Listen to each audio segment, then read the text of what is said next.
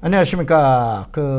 아마 인터넷을 제가 뒤져봤는데 전국에서 토지 시장을 예측한 거는 이제 전체적인 시장 예측하신 분들은 많이 계신데 세부적으로 들어간 경우는 아마 유일하지 않을까 이렇게 이제 생각을 하는데 2017년 12월 15일 날 2018년 부동산 시장 특별히 토지 시장을 내다보는 그러한 예측이다라고 그러는 것보다는 제가 그동안에 조사했던 내용을 여러분들에게 한번 보여드리는 시간으로 이렇게 만들어 보기도 하겠습니다. 우선은 제일 먼저 가장 중요한 것이 이제 이 공간 정책이다라고 그러는 건데, 제가 이제 건대부동산대학원, 옛날에 행정대학원 이제 부동산학과였는데, 이때 다닐 때는 공간정책연구소라고 그래서 전국에서 최고였습니다. 그런데 요즘은 인터넷을 쳐봐도 없어요. 무슨 다른 데들 연구소나 이런 경우는 있고 그러는데, 그래서 가감하게 제가 조그맣게 제가 앞으로 여러분에게 방송에서 보일 날도 5년 길어야 10년일 텐데, 이 사이에 평생을 토지만 전공을 해왔기 때문에 조그맣게 공간정책연구소다라고 그래서 제 이름을 걸고 이런 거를 한번 만들어 봤습니다. 그래서 앞으로 이 공간정책이다라는 게 그렇게 어렵습니다. 이게 공간정책이라고 그러는 것이. 시청자 여러분들이 이제 전문적으로 공부를 안 하셨을 경우에는 공간정책이 뭔가라고 그러는데, 공인중개사 시험을 준비하셨던 분들, 특별히 공인중개사인 분들은 이제 공간정책이다라고 그러면은 가장 어려운 일종의 공법에 대한 각종의 제도를 말하는데, 그러한 내용을 가지고 여러분들 앞으로 보여드리러 그렇게 하겠습니다. 우선은 제일 먼저 보면은 땅값 오르는 3대 습관이라고 그랬죠. 저기다 원칙, 법칙 이런 거 얘기 안 하도록 하겠습니다. 왜 그러냐면은 지난번 시간에 여러분한테 한번 설명을 드린 것처럼 부동산 시장 예측은 1년 전에 예측한 것도 틀렸고, 그 다음에 틀린다는 것보다도 잘 맞지 않았고, 6개월 전도 마찬가지고 2개월 전도 마찬가지 아닙니까? 제일 대표적인 게 파리 대책 아니에요. 파리 대책이 나왔을 때 뭐라 그랬습니까? 이게 역사상 또 전대미문의 가장 강력한 내용이 나왔다라고 그래가지고 내려갔는데, 제가 첫 방송을 할 때 언제냐면은 8월 하순이죠. 8월 하순에 이 방송을 해보면 이 방송에서 나왔을 것 같습니다. 뭐냐면 파리 대책은 결국은 뭐야? 찻잔 속의 태풍이다. 보통 많은 말씀들 많이 아시죠? 그런 거를 예측을 했는데 2달이 지나고 난 10월 달서부터 어떻게 됐습니까? 강남 같은 경우에 2달 사이에 또 얼마냐? 약 2억에서 4억 선 정도까지 올랐어요. 보통 2억에서 4억까지 2, 3억 선 정도 올랐고, 강북에서도 예를 들어서 여러분들 아이언뉴타운 같은 경우에서는 약 한 2억 5천 정도가 지금 몇 달 사이에 올라버렸습니다. 자, 이러한 것이 현재 상황이고 그러는데, 바로 부동산 시장의 주택시장 예측도 그렇게 힘든데 토지시장의 예측이라고 그런 거는 이거는 상당히 어렵습니다. 왜 그런가? 첫째, 집값이 오르고 나면 꼭 땅값이 따라오르는 그런 습관이 있어요. 알으셨어요? 그래서 많은 전문가들이, 저는 이 내용을 요즘에 언론에 나와서 얘기하는 게 아니죠. 이건 첫 번에 지난 8월서부터 첫 방송할 때서부터 뭐라고 그랬습니까? 집값 올라가고 나면 땅값 올라갑니다 라고 얘기를 했죠. 이게 무슨 법칙이나 원칙이 아니에요. 습관이에요. 습관. 두 번째, 땅에 대한 습관은 뭐냐면은 땅값은 아파트와 다르게 전국적으로 올라요. 예를 들어서 최근에 강남에 있는 아파트가 보통 약 14억, 15억 거둔 것이 얼마가 돼요? 약 20억 선 정도가 됐습니다.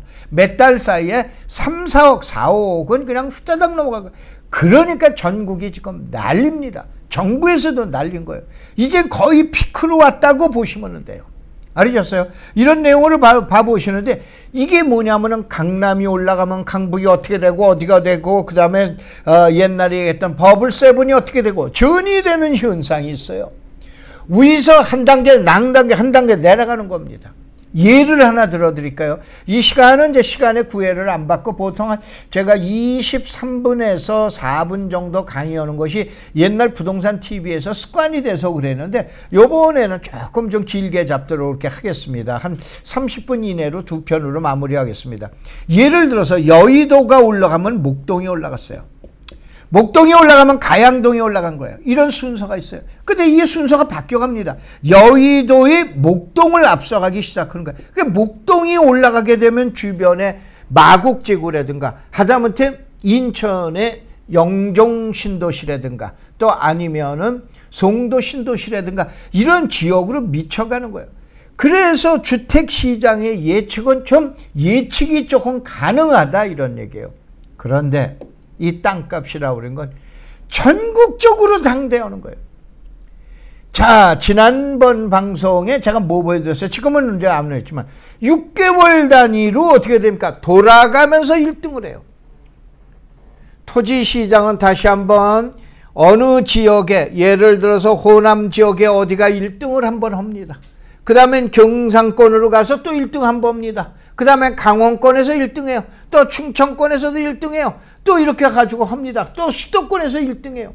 이걸 6개월 단위로 돌아가면서 1등을 합니다. 이건 바로 뭐냐면은 땅값이 올라가는 건 순차가 있는 게 아니에요. 아파트 모양 강남이 올라가면 강북이 올라가고 강북이 올라가면 신도시 올라가고 이러한 등식이 없는 것이 토지시장이에요. 그래서 토지시장을 어렵다라고 얘기를 하는 거죠. 그 다음에 세 번째, 지역적으로 땅값이 올라가는데 이거는 뭐냐면 지역개발 이슈라고 그러는 게 있어요. 그러면은 자, 오늘 부동산 시장, 특별히 주택시장이 아닌 토지시장을 예측을 할 때는 이러한 내용을 다 검토를 해야 돼요. 지역적인 개발 이슈까지 내년을 갖다가 검토하려면 해야 돼요. 자, 주택처럼 수요와 공급이다 뭐다 이러한 등식 가지고 이러한 계량 분석 가지고 하는 것이 토지시장이 아닌 거예요. 그만큼 땅이 어려운 겁니다. 그래서 이제 봐보시면은 자, 아파트는 도시 동네에 부자를 좋아해서 늘 한두 곳을 지적하면은 돼요. 그러면 축복이 내려옵니다. 근데 땅이란 전국의 방방곡곡을 돌아다니면서 전국적으로 지적을 해요. 어디 1등, 어디 1등. 주택시장처럼 강남에 대치동이 1등, 압구정동이 1등, 반포동이 1등 하던 그런 게 아니란다니까는요. 그래서 이게 어떻게 되냐. 특정인의 아주 별도의 사람의 인생을 역전시켜주는 게 바로 토지, 땅이다 이런 얘기예요. 이제 그런 내용 가지고 시청자 여러분들이 이제 보십시오. 제가 요 강의는 14쪽으로 만들었어요. 그래서 시청자 여러분들이 보실 때 이거를 여러분들에게 알려드리기가 뭐하니까 필요한 부분이 있으면은 요건 공개된 자료이기 때문에 여러분이 사진을 찍어 놓으시면 상당히 유의하십니다. 지난 5년간 이슈별로 땅값을 보자 이거예요. 상승이 높았던 지역을 보면은 규제가 완화돼서 이게 이제 공간정책이라고 그러는 거예요. 규제가 완화돼서 상승이 높았던 지역인데 예를 들면은 그린벨트의 해제, 군사시설 보호구역의 해제 이와 같은 어떠한 행위를 억제했다가 규제했다가 이 행위를 완화시켜버려요.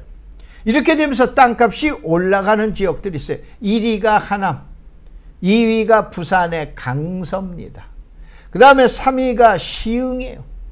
자, 이렇게 돼 있고 지역개발로 상승이 높았던 지역인데 이건 개발계획 가지고 얘기하는 거예요. 개발계획에서 보면 제주시하고 세종시, 그 다음에 2위가 함안하고 원주가 됩니다. 알으셨어요? 3위가 아산하고 평창이 돼요. 여러분이 생각 외실 거예요. 외인 지역들이 이제 많이 나타납니다. 다음에 이제 봐보자. 인구 유입 등으로 땅값이 상승.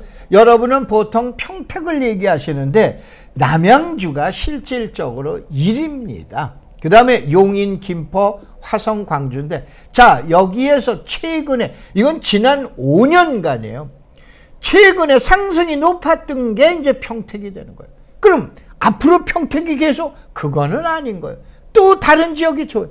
예를 들어서 안성이 치고 올라올 수도 있다 이런 얘기예요. 바로 이런 거를 예측하는 게 2번이라고 이렇게 이제 보시면 되세요. 다음에 또 뭐가냐, 교통 개선으로. 여러분, 최근에 이제 속초에서는 아파트 가격이 이제 주춤한다라고 그러는데, 속초 때문에 또 땅값도 난리가 났죠. 그 다음에 2등이 이제 당진이 되고, 3등이 경기도 광주가 됩니다. 뭐, 요건 다른 지역발전 정책 등으로 1등은 이제 안동, 2등이 원주, 3등이 삼안구매. 이게 지난 과거 5년간 어떻게 됩니까? 우리나라의 땅값 상승을 올렸던 지역 중에 하나예요. 그러면 앞으로도 이렇게 된다? 아니다, 이런 얘기예요.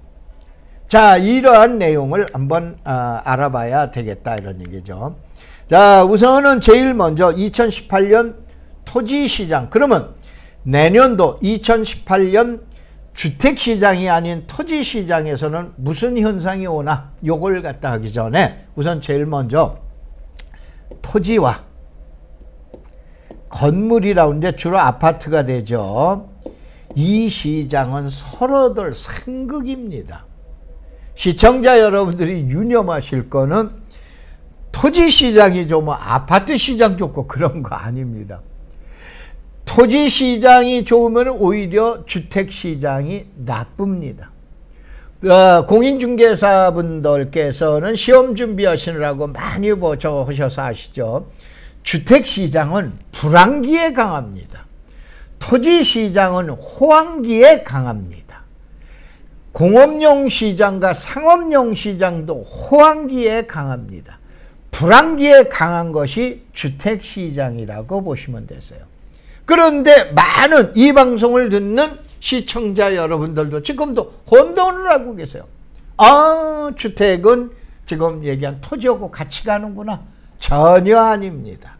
알으셨어요? 그런 내용을 가지시고, 자, 2018년 토지시장이 그럼 키워드 어떤 것이 이슈가 일어나는가? 그 이슈를 잡아놓고 그 다음에 시장 분석을 해야 되죠. 시장 예측을 해야 되죠. 그렇기 때문에 한번 예측을 했어요. 2가지씩 잡아줬습니다. 첫째, 주거복지 로드맵. 많이 들어보셨죠? 문재인 정부가 100만 호의 주거복지 로드맵을 발표했죠. 100만 호 건설을 하겠다. 이거에 의해서 당연히 요즘 나오는 게 그린벨트 해제가 아니냐. 왜 그러냐? 주거복지 로드맵이라고 그러는 건 일반 주택이 아니고 서민형 주택, 저소득계층, 또 젊은 청년 세대에게 주택을 마련해 주겠다 이런 얘기예요. 그러면 어떻게 돼? 가격이 싸야 돼요. 그러면 자, 서울이 있어요. 땅값 비쌉니다. 그 다음에 서울이 있어. 땅값이 비싸요. 그 다음에 그린벨트를 지나서 2기 신도시서부터 보통 신도시가 있어요. 여기 개발해서 땅값이 비싸. 그러면은 중간에 낀 그린벨트가 어떻게 됩니까? 서울과 연접해 있으면서 붙어 있으면서 땅값이 싼 거예요. 그러니까 여기 개발하려고 우리는 그러한 개발 압력이 강하게 들어갈 수밖에 없죠. 그렇죠? 그러다가 보니까 이 100만 원 건설 때문에 그린벨트를 어차피 싼 땅을 공급을 받아야 되기 때문에 이러한 내용이 나오게 되는데, 요거는 나중에 수도권엔 별도로 광역도시계획이라고 그러는 게 있어요. 이 내가 자료를 보여드리면서 광역도시계획에 대해서 앞으로 그린벨트가 어느 지역이 해제될 건가, 사실 국토부에는 자료가 있습니다. 공개를 안 해서 그러지. 그 자료의 일부를 제가 공개를 하면서 시청자 여러분들에게 한번 예측을 해드릴게요. 두 번째, 국토제도와 행위 완화.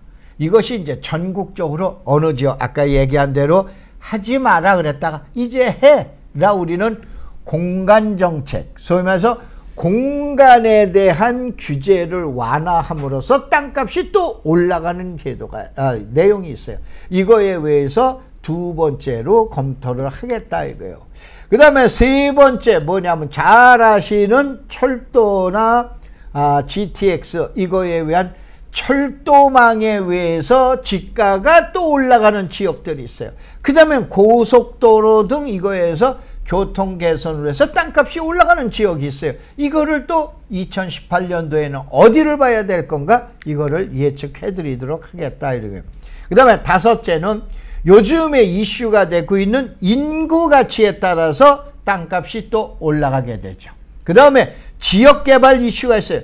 그 별개로 개별적인 지역 요인에 의해서 땅값이 올라가는 지역들인데 그거를 예측해드리고 여기에는 빠져있는데 7번째는 제 개인적인 생각에 의해서 땅값이 올라가는 지역이 있는데 이 지역들도 한번 봐보자 이런 얘기예요. 자, 시청자 여러분들 여기까지 설명을 들으시니까는 여러분들이 보편적으로 이제 부동산에 관심이 많으신 분들 봐보면은 우리나라의 주택시장에 대한 예측들 많이 보셨죠. 제일 첫 번째 인구의 지금 얘기한 주택 보급률이 얼마다, 또 지금 얘기한 대로 지금 무주택자가 얼마다, 뭐가 얼마다, 그래서 주택에 몇만 호가 필요하다 어쩌고 저쩌고 그러면서 주택시장을 전개를 해야 돼요. 그래야 안 그래요?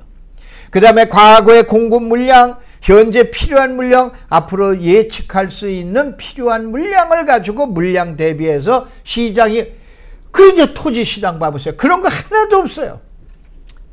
제도가 어떻게 되느냐, 뭐가 어떻게 되느냐, 정책이 어떻게 되냐, 개발이 어떻게 되냐, 교통이 어떻게 되느냐, 이러한 다양한 요인에 의해서 땅값에 영향을 주다 보니까 주택가격하고는 다르게 전국적으로 뭐냐, 땅값에 대해서는 문제가 생기는 거다 이거예요. 이걸 잡아내야 돼요. 수도권 땅값이 제일 많이 올라? 그건 전혀 아니에요. 서울 땅값이 제일 많이 올라? 그거 아니다 이거예요. 아파트는 어떻게 돼요? 가능하잖아요. 이만큼 어려운 게 주택시장이라고 보셔라 이런 얘기예요. 자, 우선은 여기 나와 있는 대로 이제 제가 저 화면에 가려서 안 보이는데 요게 전부 14쪽인데 이제 5쪽을 했습니다. 지금부터 이제 시간이 많이 걸립니다. 자, 첫째, 2018년 땅값 변화에 대한 예측, 예상이다라는 얘기예요. 주거복지 로드맵에 의해서 100만 호 건설이 발표가 됐어요. 이거에 의해서 지금 얘기한 전국적으로 약 50여 군데에 대해서 전문가들이 계속 내놓습니다. 여러분들 보셔도 뭐가 뭔지 모르세요. 이 시간에 제가 카메라 준비하셔서 여기 나와 있는 자료를 여러분이 찍어 놓으시고, 쉽잖아요. 그러니까 나중에 별 볼 일 없으면 지워버리시면 돼요. 그러니까 이걸 가지고 한번 보시라. 주거목지 로드맵에 의해서 땅값이 땅이 지금 필요하게 되는데, 이거에서 제1위를 저는 어디냐면 남양주 진접 갈매로 보고 있어요. 많은 분들이 지금 성남 금토 복정과 과천의 주암, 요건 이제 보상 지금 나가기 시작했습니다. 또 고향의 여기를 얘기하고 또 군포의 대야미를 얘기하는데, 실질적으로 보면은 남양주 진접2와 갈매지구인데, 여기에는 뭐가 되냐면은, 자, 테크노 강북의 경기도의 테크노폴리스가 지금 얘기는 테크노타운의 조성이 어디로 돼 있냐, 양주하고 남양주와 그 다음에 구리의 갈매지구의 사이에 보편적으로 거기 경계선에 지금 얘기한 대로 두 군데 조성하기로 해놨습니다.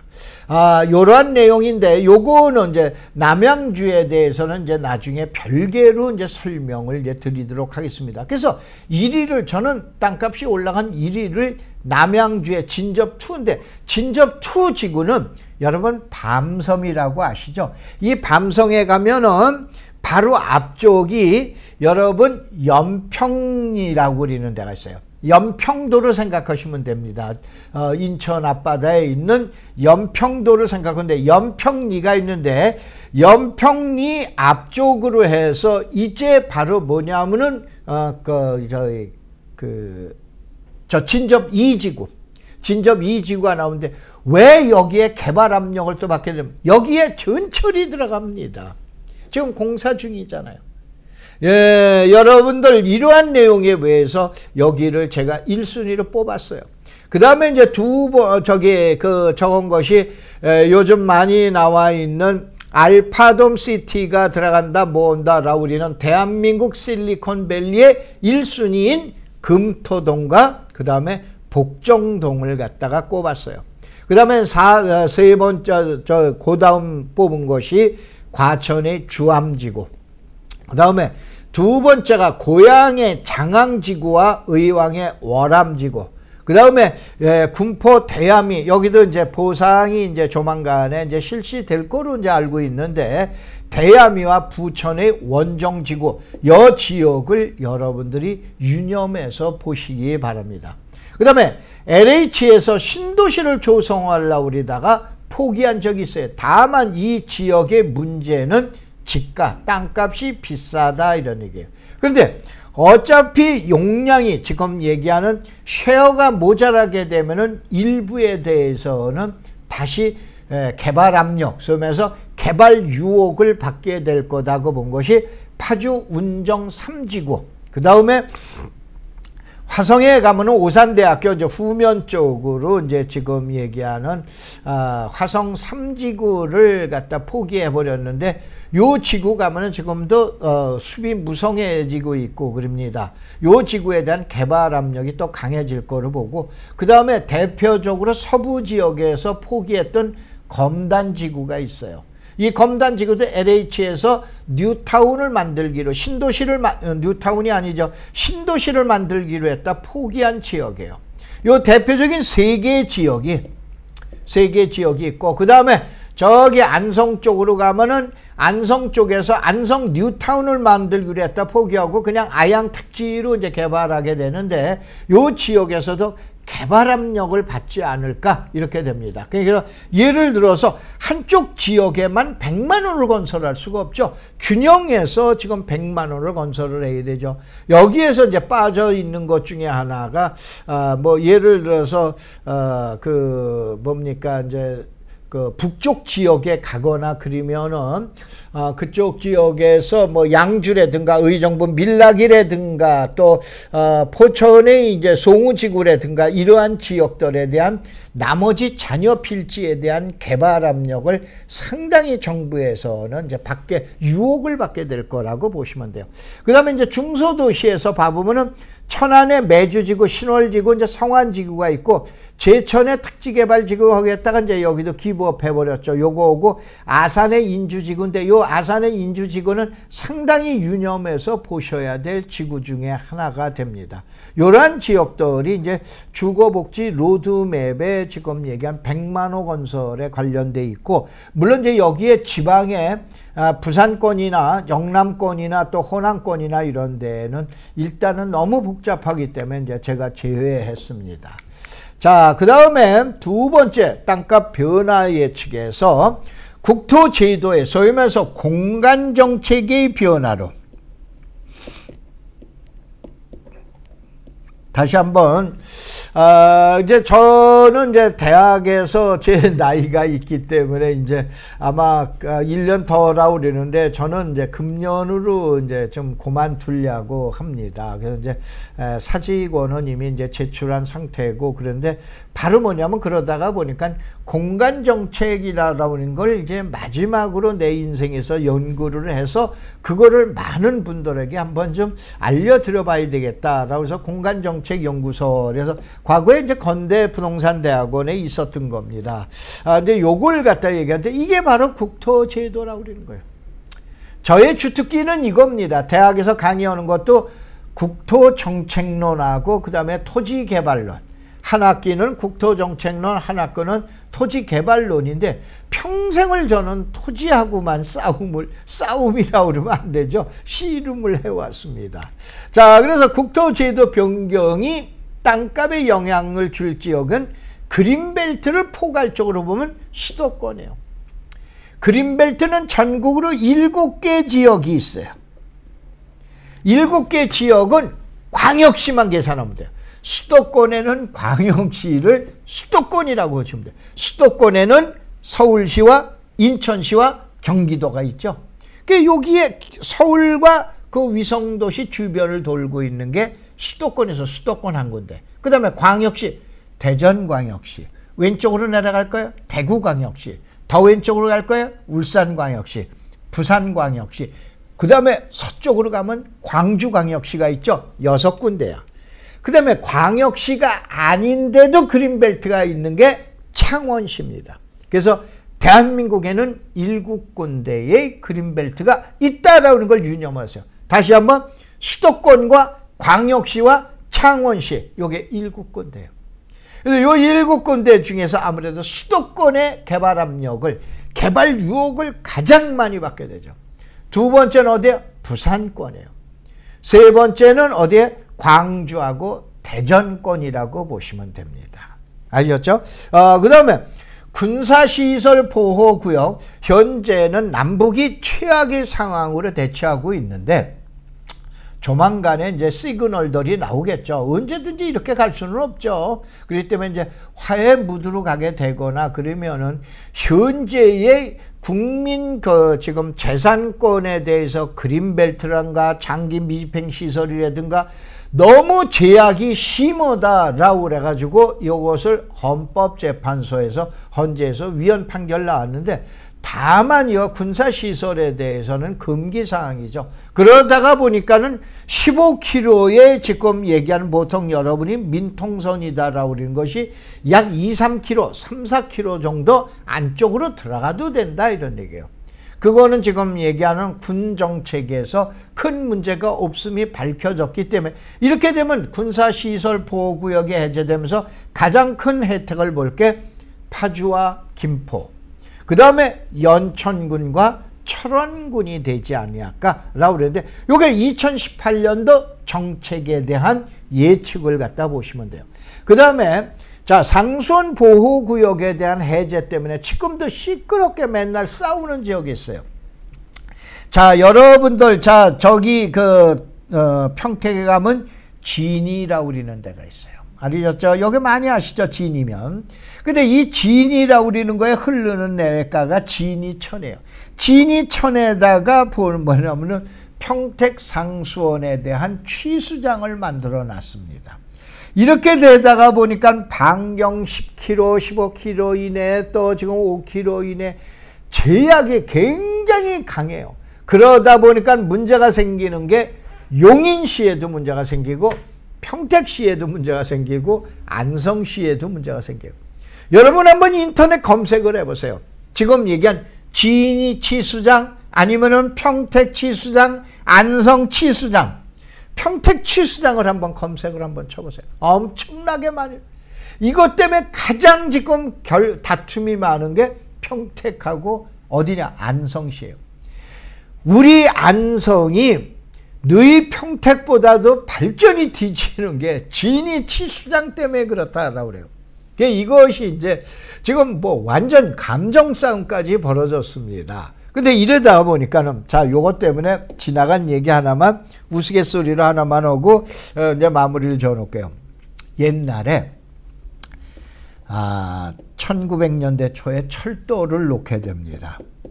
철도를 놓게 되는데, 저기 대감님들이 많이 사는 예산에서 제가 며칠 전에 저희 이제 황막사라고 그래서 황사 막는 사람들의 이제 요게 제 제자들, 황박사 아니에요, 황막사요. 황사 막는 사람들. 그래서 NGO 단체, 비영리 단체입니다. 이제 제가 운영을 하고 있고, 한국인 최초로 17년 전에 중국의 사막에 들어가서 나무 심은 장본인이 바로 접니다. 그런데 여기에 이제 제 제자와 회원들이 많이 들어가 있어서 요 얘기를 잠깐 써놨더니 그런 일이 있었어요. 그러고 그러는데, 예를 들어서 예산에 옛날에 영감님들이, 대감님들이 많이 샀어요. 양반들이. 철도가 지나가니까는 우리 조상님들이 돌아가셔서 무덤에서 주무시고 계시는데, 시꺼먼 철로 만든 기차가, 마차가 소리를 내면서 지나가는 거예요. 그러니까 우리 조상님들이 돌아가셨지만 주무시질 못하셔.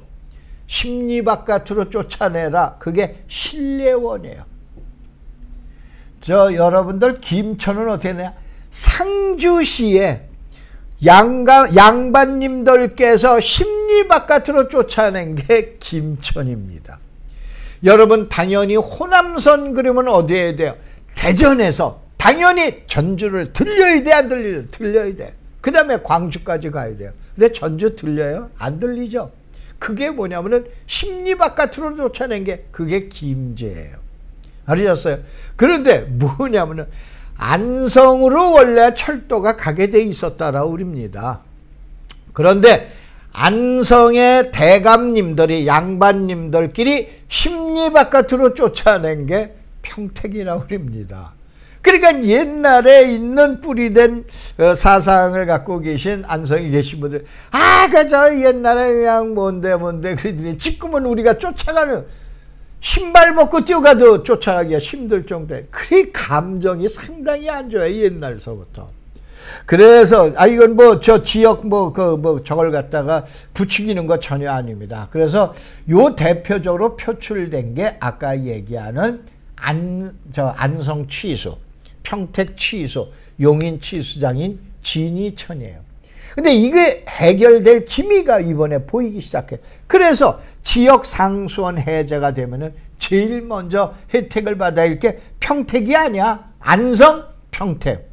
두 번째 포천을 좀 얘기할게요. 자, 여러분들 신북면이라고 아마 신북온천 가보셔서 아시죠? 신북온천의 신북면은 동두천 크기만큼 굉장히 큽니다. 동두천 소요산 뒤쪽이 신북면이에요. 거기에 바로 신북면 위에 가면은 여러분 한탄강인데 한탄강에 취수장이 있어요. 이 취수장이 어디로 옮겼냐? 저 철원으로 옮겨요. 알으셨어요? 철원이 아니고 철원 밑에, 또 잊어버리셨다. 저 철원 바로 아래에 그쪽으로 지금 가다 보면 여기 댐 만들어놨어요. 여기 가보신 분들 아실 거예요. 댐 아주 이쁘게 지금 잘 만들어놨습니다. 이 댐으로 취수장이 옮겨요. 그래서 이 바로 뭐냐면 신북에 있는 이 취수장이 위로 올라갔기 때문에 바로 이 지역인데 이 지역이 37번 도로가 되는 거예요. 그래서 제가 37번 도로에 대한 예측을 한 게 있어요. 아셨어요? 앞으로 이렇게 될 거다라고 그래서 요거는 이제 별도로 다시 한번 설명을 드릴게요. 그래서 저는 포천군을 봤어요. 그 다음에 이제 철원군, 지역 상수원 관계 때문에 철원군의 취수장이 여러분들 포석정인가 있죠? 거기에 용화저수지가 있어요.